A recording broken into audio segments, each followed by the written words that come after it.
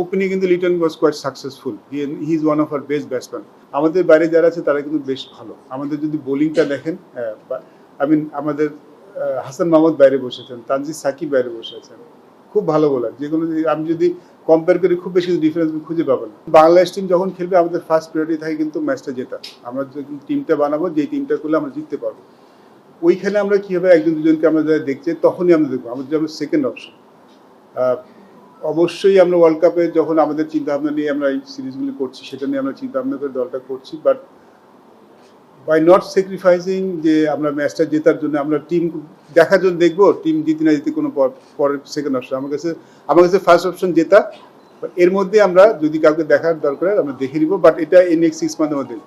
So okay বাদ দিতে হলে আমার নিজের কাছে ক্লিয়ার হতে হবে না আমি কেন বাদ দেবো। সো সেটা আমাদের কাছে ছিল না। সো আমাদের কাছে মনে হচ্ছে যেহেতু তারা সুযোগ পেয়েছে, যে জন্যই সুযোগ পেয়েছে তাদেরকে একটু সুযোগ না দিয়ে বাদ দেওয়া ঠিক হবে। এটা মূল কারণ ছিল আসলে সেম টিম রেখে দেওয়ার জন্য। আর সেম টিম যারা খেলেছেন, যেটা সাইফ হাসানের কথা হচ্ছে, আমি যেটা আবার মেনশন করছি যে আসলে আমার কাছে মনে হয় যেহেতু তাকে একটা রোল দেওয়া হয়েছে, তাকে একটু সময় দেওয়া উচিত বিফোর মেকিং আনাদার চেঞ্জ। কারণ আমরা তো এমন নিশ্চয়ই করবো যে 3টে ম্যাচ দেখে আরেকজনকে এনে তাকে 2টি ম্যাচ ফেল করলে আবার অন্য কাউকে দেখবো। আমরা আসলে এটা করতে চাচ্ছি না, এটা main reason.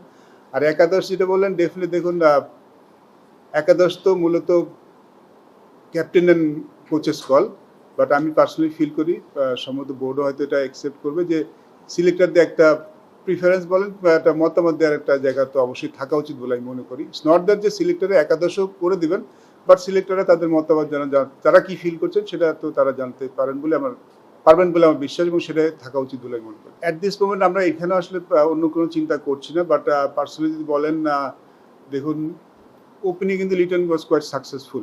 He is one of our best batsman. তাকে নাম্বার 4-এ আনা হয়েছে। আমি যতদূর জানি যে মিডল অর্ডার একটি স্টেবিলিটি করা দরকার, বিকজ মুশফিক রহিম মাহমুদুল্লাহ চলে যাওয়ার পরে আমাদের আসলে ওইখানে খুব একটা এক্সপিরিয়েন্স নাই সম্ভবত। সেই জন্য তাকে আমার মনে লিটনের স্যাক্রিফাইস করেছে এটা যে পিছনে চলে এসছে, বিকজ আমি জানি যে তিনি নতুন বলে কমফোর্টেবল অনেক বেশি ফিল করেন, সেখানে তিনি ব্যাটিং করে থাকেন। বাট যদিও তিনি টেস্টে 6 নম্বর ব্যাটিং করে থাকেন, but ODI format different ball game. At this moment আমরা আসলে সেখানে চিন্তা ওইভাবে ভাবছি না, বাট ভবিষ্যৎ দেখা যাক কী হয়। But he is one of our best batsman. আমরা চাই তার বেস্টটা যেন তার কাছ থেকে পাওয়া যায়, কীভাবে পাওয়া যায় সেটা আমরা চেষ্টা করবো। আমাদের বাইরে যারা আছে তারা কিন্তু বেশ ভালো। আমাদের যদি বোলিংটা দেখেন, আমাদের হাসান মাহমুদ বাইরে বসেছেন, তানজিদ সাকিব বাইরে বসে আছেন, খুব ভালো বোলার। যেগুলো আমি যদি কম্পেয়ার করি খুব বেশি ডিফারেন্স খুঁজে পাবো না। আমাদের বাইরে যারা আছেন তারা কিন্তু যথেষ্ট ভালো ক্রিকেট খেলেছেন এবং এক্সপিরিয়েন্স।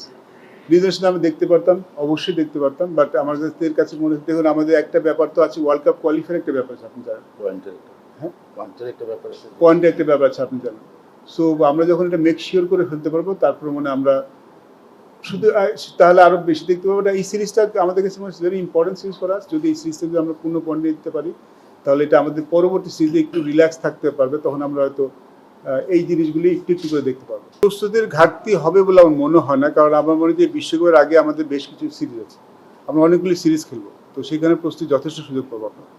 এবং যেহেতু আমরা জানি কোথায় ওয়ার্ল্ড কাপ হবে, কন্ডিশনটা কেমন হবে, আমরা মোটামুটি একটা আইডিয়া আমাদের মোটামুটি ক্লিয়ার আইডিয়া হয়ে গেছে। তো আমার মনে হয় যে আমাদের ওরকম বলার কোনো অবকাশ থাকবে যে প্রস্তুতির ঘাটতি ছিল, ডেফিনেটলি সেটা বলার মতো অবকাশ আমাদেরও থাকবে না।